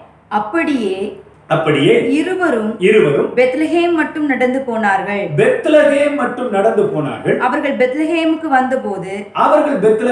வந்தபோது ஊரார் எல்லாரும் அவர்களை குறித்து ஆச்சரியப்பட்டு இவள் நகோமியோ என்று பேசிக்கொண்டார்கள். கவனிங்கள் பிரியமானவர்களே, மோவாபிய தேசத்துல எலிமலேக்கு, மக்லோன், கிலியோன் ஆகிய 3 புருஷர்களும் செத்து போன பொழுது இந்த நகோமி தன்னுடைய மருமக்கமார் 2 பேரையும் பார்த்து சொல்லுகிறாள், நீங்கள் போய் உங்களுடைய தேசத்திலே உங்களுக்கு பிரியமானவரை விவாகம் பண்ணிக் கொள்ளுங்கள். இன்னொரு குமாரனை நான் பெற்றெடுத்து உங்களுக்கு விவாகம் செய்து கொடுக்க முடியாது என்று சொன்ன பொழுது ஒருபால் மாமியை முத்தமிட்டு தன் தேசத்துக்கு திரும்பி போனார். ஆனால் ரூத்தோ மாமியை விடாமல் பற்றி கொண்டார். உம்முடைய ஜனம் என்னுடைய ஜனம், உம்முடைய வீடு என்னுடைய வீடு, உம்முடைய தேவன் என்னுடைய தேவன், நீர் மரணமடையும் இடத்து நானும் மரணமடைவேன் என்று சொல்லி அவளை தன் மாமியை விடாமல் பற்றி கொண்டாள். தன் மாமியோடு கூட பெத்லகேமுக்கு திரும்பி வந்தாள் என்று சொல்லி வேதத்தில் எழுதப்பட்டிருக்கிறது. எனக்கு அருமையான தேவனுடைய பிள்ளைகளை, பெத்லகேமுக்கு வந்த அடுத்த சில மாதங்களிலேயே இவர்களுடைய வாழ்வாதாரத்தையும் இவருடைய வாழ்க்கை நிலையையும் கர்த்தர் வெகுவாய் ஆசீர்வதித்தார். என்ன நடந்தது? இந்த ரூத்துக்கு போவாஸ் என்று சொல்லப்படுகிற ஒரு ஐஸ்வர்யவானை கர்த்தர் விவாக புருஷனாய் கொடுத்தார். அங்கே 10 ஆண்டு காலங்கள் இருந்தும் தன் கணவனை இழந்து போகிற நிலைமைதான் ஏற்பட்டது. பிள்ளை இல்லாமல் இருந்தால், செல்வ செழிப்புகளை இழந்தார். ஆனால் இங்கே ஐஸ்வர்யத்துக்கு சொந்தக்காரியாக இந்த ரூத் மாற்றப்பட்டார். ஒரு ஐஸ்வர்யவானை தன் புருஷனாக எடுத்துக்கொண்டார். மாத்திரமல்ல, உடனடியாக ஆண் பிள்ளையை அவள் பெற்றெடுத்தார். இந்த ஆண் பிள்ளை நிமித்தமாக இந்த ஆண் பிள்ளையின் பாட்டியா இருக்கிற நகோமி எல்லாராலும் புகழப்பட்டார். இது ரூத் புத்தகத்தினுடைய 4வது அதிகாரத்தில் நாம் வாசிக்க முடியும். என்ன சொல்லுகிறேன்? பெத்லகேமுக்கு திரும்பி வந்த பொழுது அவர்களுடைய வாழ்க்கை நிலை முழுவதுமாக மாற்றப்பட்டு போனது. அவங்க வாழ்க்கையில் அவ்வளவு மகிமையான ஆசீர்வாதங்களுக்கு சொந்தக்காரர்களாக அவர்கள் மாற்றப்பட்டார்கள். நகோமி என்றால் இன்பம் என்ற அர்த்தம், மாறாள் என்றால் கசப்பு என்ற அர்த்தம். பெத்லகேமுக்கு வந்த நகோமி சொல்லுகிறாள், நீங்கள் என்னை நகோமி என்று சொல்லாதிருங்கள், மாறாள் என்று கூப்பிடுங்கள். என் வாழ்க்கையே எனக்கு கசப்பாக மாறிவிட்டது. ஆனால் பெத்லகேமுக்கு வந்த நகோமியை கர்த்தர் நகோமியாகத்தான் வாழ வைத்தார். இன்பத்தோடு மகிழ்ச்சியோடு தான் வாழ வைத்தார். இன்னைக்கு உங்களையும் வாழ வைப்பார். உங்கள் வாழ்க்கையே உங்களுக்கு கசப்பாகி விட்டதா? வாழ்க்கையே உங்களுக்கு வெறுப்பாகி விட்டதா? திரும்புகிற திசையெல்லாம் பிரச்சனைகள், போராட்டங்கள், ஏமாற்றங்கள், ஏளனமான பேச்சுகள், நிந்திக்கப்படுகிற வார்த்தைகள், மோவாபிய ஆவி கிரியை செய்து கொண்டிருக்கிறது. இந்த மோவாபிய வல்லமைக்கு விரோதமாக நீங்கள் ஜெயம் எடுப்பீர்களானால் இந்த ஊரில், இந்த தேசத்துல, இந்த பட்டணத்துல நிச்சயமாகவே கர்த்தர் உங்களை நாட்டுவார். உங்களுடைய தலையை கர்த்தர் துளிர்க்க பண்ணுவார். நீங்கள் தலை நிமிர்ந்து நிற்கும்படியான மகிமையான நாட்களை கர்த்தர் உங்களுக்கு ஏற்படுத்தி தருவார். எனக்கு அருமையான தேவனுடைய பிள்ளைகளை, நீங்கள் பெத்லகேமுக்கு வர வேண்டும். பெத்லகேம் என்றால் அப்பத்தின் வீடு என்று அர்த்தம். அப்பம் என்றால் அதனுடைய ஆவிக்குரிய அர்த்தம் வேத வசனம். அப்படியான நான் என்ன தியானிக்கிறேன், அப்பத்தின் வீடு என்றால் வசனமாகிய வீடு. நீங்கள் பெத்லகேமுக்கு திருப்பப்பட வேண்டும் என்றால் என்ன அர்த்தம்?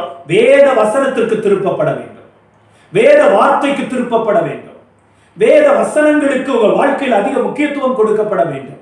காலையில் எழுந்த உடனே வேத புத்தகத்தை எடுத்து உங்களால் எவ்வளவு நேரம் இருக்கிறதோ அவ்வளவு நேரத்திற்கு ஏற்ப அதிகாரங்களை வாசிக்க பழக வேண்டும். பகலில இரவு தூக்கத்திற்கு போகும் முன்னதாக வேத வசனங்கள் உங்களுடைய தியானமாக மாற வேண்டும். வசனத்தை வாசிக்கவும், அதை நேசிக்கவும், அதை விசுவாசிக்கவும் உங்களை பயிற்றுவித்துக் கொள்ள வேண்டும். எஸ்ராவின் புத்தகம் 7வது அதிகாரத்தினுடைய 10வது வசனம் சொல்லுகிறது, எஸ்ரா வேத வாக்கியங்களை ஆராய்ந்து பார்க்கவும், அதன்படி செய்யவும், அதை உபதேசிக்கவும் தன் இருதயத்தை பக்குவப்படுத்தி இருந்தார். அப்போஸ்தலர் 17வது அதிகாரத்தின் 11வது வசனம் சொல்லுகிறது, பெரோயா பட்டணத்தார் வேத வாக்கியங்களை தினந்தோறும் ஆராய்ந்து பார்த்ததினால் தெசலோனிக்கேயில் உள்ளவர்களை பார்க்க நற்குணசாலிகளாக இருந்தார்கள் என்று வேதத்தில் எழுதப்பட்டிருக்கிறது. யாரெல்லாம் வேதத்துக்கு நேராக திருப்பப்பட்டார்களோ அவர்கள் எல்லாருடைய வாழ்க்கையும் கர்த்தர் ஆசீர்வதித்திருக்கிறார். இரவும் பகலும் கர்த்தருடைய வேதத்தில் பிரியமாய் இருந்து அதில் தியானமாய் இருக்கிற மனுஷன் பாக்கியவான். அவன் நீர்க்கால்களின் ஓரமாய் நடப்பட்டு தன் காலத்தில் தன் கனியை தந்து இலை உதிராது இருக்கிற மரத்தை போல இருப்பான். அவன் என்ன செய்தாலும் வாய்க்கும் என்று வேதத்தில் எழுதியிருக்கிறார். பெத்லகேமுக்கு திரும்புங்கள், வேத வசனத்துக்கு திரும்புங்கள், நீங்கள் செய்வதெல்லாம் வாய்க்கும். மோவாபிலே நீங்கள் குடியிருக்கிற வரைக்கும் நீங்கள் செய்வது ஒன்றும் வாய்க்காது. நீங்கள் பறிகொடுத்துக் கொண்டுதான் இருப்பீர்கள், நீங்கள் சூறையாடப்பட்டுக் கொண்டுதான் இருப்பீர்கள், உங்களுடையவைகளையும் நீங்கள் இழந்து கொண்டுதான் இருப்பீர்கள். எப்பொழுது பெத்லகேமுக்கு வருகிறீர்களோ, எப்பொழுது வேத வசனத்துக்கு திரும்புகிறீர்களோ, அப்பொழுது உங்களுடைய வாழ்க்கையில நிறைவான நீடித்த நன்மைகளை பார்ப்பீர்கள். கர்த்தர் உங்களை ஆசீர்வதிப்பார். இந்த மோவாபிய ஆவிகளுக்கு விரோதமாக நாம் யுத்தம் பண்ணுவதற்கு முன்பதாக நாம் பெத்லகேமுக்கு திரும்ப வேண்டும், அதாவது வேத வசனத்துக்கு திரும்ப வேண்டும். இரண்டாவதாக நாம் செய்ய வேண்டிய காரியம் என்ன? நியாயாதிபதிகளின் புத்தகம் 3வது அதிகாரத்தினுடைய 21வது வசனத்தை வாசிக்க போகிறோம். உடனே ஏகூத் தன் இடது கையை நீட்டி தனது வலதுபுறத்து இடுப்பிலே கட்டியிருந்த கத்தியை உருவி அதை அவன் வயிற்றிற்குள் பாய்ச்சினான். அதை எக்லோன் என்று சொல்லப்படுகிற மோவாபிய ராஜாவின் வயிற்றுக்குள் பாய்ச்சினான்.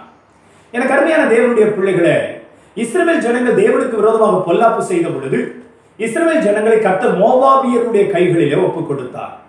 சில வருடங்கள் அவர்கள் சிறைப்பட்டு போன நிலைமையில ஏகூத் என்று சொல்லப்படுகிற ஒரு இரட்சகனை கர்த்தர் எழுப்ப பண்ணினார். இந்த ஏகூத் ஜனங்களால் கனமண்ணப்பட்ட ஒரு மனுஷனாய் இருந்தார். ஒருமுறை இந்த மோவாபிய ராஜாவாகி எக்லோன் இடத்துல காணிக்கை செலுத்தும்படிக்கு அரண்மனைக்கு போயிருந்த பொழுது, உமக்கு சொல்ல வேண்டிய ஒரு வார்த்தை உண்டு என்று சொல்லி அவர்களோடு கூட இருந்த எல்லாரையும் அப்புறப்படுத்தி விட்டு இடதுகை பழக்கமுள்ளவனாய் இருந்த ஏகூத் வலதுபுற இடுப்பிலே கட்டி இருந்த தன்னுடைய கத்தியை எடுத்து இந்த எக்லோனுடைய வயிற்றில உருவ குத்தினான். அது அலகோடு கூட அவனுடைய வயிற்றுக்குள் பாய்ந்து போனது. அவன் செத்து போனான் என்று சொல்லப்பட்டிருக்கிறது. அதற்கு பின்பு மோவாபியர்களுக்கு விரோதமாக இஸ்ரவேலர் யுத்தம் பண்ணி இஸ்ரவேலர்களுக்கு ஒரு பெரிய விடுதலை இந்த நாளிலே உண்டாயிற்று. எனக்கு அருமையான தேவனுடைய பிள்ளைகளே, ஏகூத் எழும்பும் பொழுது மோவாபியருக்கு விரோதமாக பெரிய ஜெயம் கிடைக்கும். ஏகூத் என்றால் யூனியன் அல்லது ஐக்கியம் என்பது அர்த்தம். கவனிங்கள் பிரியமானவர்களே, இந்த மோவாபிய ஆவிக்கு விரோதமாக நாம் தனித்திருந்து யுத்தம் பண்ண முடியாது. இந்த மோவாபிய ஆவி தந்திரமாய் நம்முடைய ஆவியை கரைப்படுத்த துடிக்கிற ஆவி. நம்முடைய ஆவியிலே அழுக்குகளையும் அசுத்தங்களையும் கொண்டு வந்து போடுகிற ஆவி.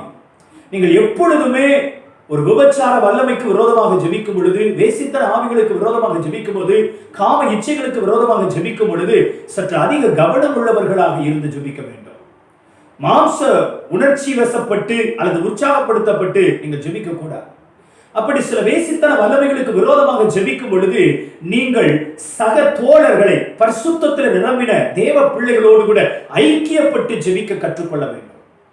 இப்படிப்பட்ட ஆவிகளுக்கு விரோதமாக ஜெபிக்கும் பொழுது நாம் கவனம் உள்ளவர்களாக ஐக்கியத்தை முதன்மைப்படுத்தி ஜெபிக்க நாம் நம்மை பழக்கப்படுத்திக் கொள்ள வேண்டியது அவசியம். ஒருவேளை கணவன் மனைவியாக இருப்பீர்களானால் குடும்பமாக இந்த ஆவிக்கு விரோதமாக நீங்கள் ஜெபம் பண்ணுங்கள். அல்லது வாலிபர்களாக இருப்பீர்களானால் உங்களுடைய சக தோழியை அல்லது சக தோழனை நல்ல ஜெப சிநேகிதர்கள் என்று எண்ணப்படுகிறவர்கள், நல்ல ஜெப சிநேகிதர்கள் என்று எண்ணப்படுகிறவர்கள், அவர்களை உங்கள் ஜெபத்தில் இணைத்துக் கொண்டு ஜெபியுங்கள். ஐக்கியத்திற்கு முக்கியத்துவம் கொடுக்கிறவர்கள் தான் இந்த மோவாபிய ஆவியை மேற்கொள்ள முடியும். உள்ளம் நிரம்ப கசப்பையும் வெறுப்பையும் வைத்துக் கொண்டு யாரோ ஒருவரை எப்பொழுதுமே தன்னுடைய இருதயத்தில் பகையாடி கொண்டிருக்கிற ஒருவர் இந்த ஆவிக்கு விரோதமாக யுத்தம் பண்ண முடியாது. பார்த்தால் நன்றாய் பேசுகிறது மாத்திரமல்ல, இருதயத்தின் ஆழத்தில் கர்த்தர் பார்க்க ஒருவர் மேலும் நமக்கு கசப்போ வெறுப்போ இல்லாத ஒரு வாழ்க்கை இருக்க வேண்டும். ஒரு சிங்கிள் பர்சன் மேல கூட நமக்கு வெறுப்புணர்ச்சி இருக்கக்கூடாது. எல்லாரையும் சிநேகிக்கிற இருதயம் நமக்கு வேண்டும் என்று கர்த்தர் விரும்புகிறார். ஐக்கியத்திற்கு முதன்மை கொடுங்கள், ஐக்கியத்தை முக்கியப்படுத்துங்கள். இயேசு சொல்லுகிறார், நான் எப்பொழுதும் பிதாவோடு இருக்கிறேன், நான் பிதாவுக்கு சித்தமானவர்களை செய்கிறபடியாக அவர் என்னை தனியே இருக்க விடவில்லை. யோவான் 17வது அதிகாரத்தில் ஜெபம் பண்ணும் பொழுது, பிதாவே நானும் நீரும் ஒன்றாய் இருக்கிறது போல இவர்களும் ஒன்றாய் இருக்கும்படிக்கு வேண்டிக் கொள்ளுகிறேன் என்று சொல்லுகிறார். இந்த கடைசி நாட்களிலும் எழுப்புதலுக்காக எதிர்பார்த்து காத்திருக்கிற தேவ ஜனத்திற்கு நடுவில் தேவன் எதிர்பார்க்கிற மிக உன்னதமான காரியம் ஐக்கியம். ஐக்கியம் பலப்படும் பொழுதுதான், ஐக்கியம் முதன்மைப்படும் பொழுதுதான், ஐக்கியத்திற்கு நாம் அதிக அக்கறை செலுத்தும் பொழுதுதான், ஐக்கியத்திற்காக காத்திருக்கும் பொழுதுதான் இந்த மோவாபிய வல்லமைகளை நாம் மேற்கொள்ள முடியும். ஏகூத் என்றால் ஐக்கியம் என்ற அர்த்தம். ஐக்கியம் எழும்பும் பொழுது மோவாபிய வல்லமைகளை ஜெயிக்கலாம். மூன்றாவதாக, இந்த மோவாபிய ஆவிகளுக்கு விரோதமாய் ஜெயிப்பதற்கு நாம் என்ன செய்ய வேண்டும்? 2 சாமுவேலின் புத்தகம் 23வது அதிகாரத்தினுடைய 20வது வசனத்தை வாசிக்கலாம். பராக்கிரமசாலியாகிய யோய்தாவின் குமாரனும் பராக்கிரமசாலியாகிய யோய்தாவின் குமாரனாகிய கப்சேயேல் ஊரானுமாகிய பெனாயாவும் செய்கைகளில் வல்லவனாக இருந்தான். அவன் மோவாப் தேசத்தின் 2 வலிமையான சிங்கங்களை கொன்றதும் அல்லாமல் உறைந்த மழைக்காலத்தில் அவன் இறங்கி போய் ஒரு கெபிக்குள் இருந்த ஒரு சிங்கத்தையும் கொன்று போட்டான். அவன் கொன்று போட்டான் என்று வேதத்தில் எழுதியிருக்கிறது. மூன்றாவதாக, பராக்கிரமசாலியாகிய பெனாயா மோவாபின் வலிமையான 2 சிங்கங்களை கொன்றது மட்டுமல்லாமல் உறைந்த மழை காலத்தில் கெபிக்குள் போய் சிங்கம் உறங்கி கிடக்கிற, சிங்கம் படுத்து கிடக்கிற இடத்துக்கு போய் அந்த இடத்துல சிங்கத்தை கொன்று குவித்து கடந்து வந்தாங்க. அப்படிப்பட்ட ஒரு பராக்கிரமசாலி இந்த பெனாயா. இவன் மோவாபிய தேசத்தின் 2 வலிமையான சிங்கங்களை கொன்று போட்டான். மோவாபிய சிங்கங்களை கொன்று குவிக்கக்கூடிய அதிகாரமும் வல்லமையும் இந்த பெனாயாவுக்கு கொடுக்கப்பட்டிருந்தது. இவன் பராக்கிரமசாலி என்று வேதத்தில் எழுதியிருக்கிறது. எனக்கு அருமையான தேவனுடைய பிள்ளைகளை, இன்றைக்கு நீங்களும் நானும் பராக்கிரமசாலி என்று எண்ணப்பட வேண்டுமானால் அது சரீர பலத்தை வைத்து அல்ல, சரீர தோற்றத்தை வைத்து அல்ல. ஈசாய் வீட்டில் ராஜாவாக அபிஷேகம் பண்ணும்படிக்கு சாமுவேல் கடந்து போன பொழுது தாவீதுடைய சகோதரர்கள் எல்லாருடைய சரீர தோற்றத்தை பார்க்கிறார்.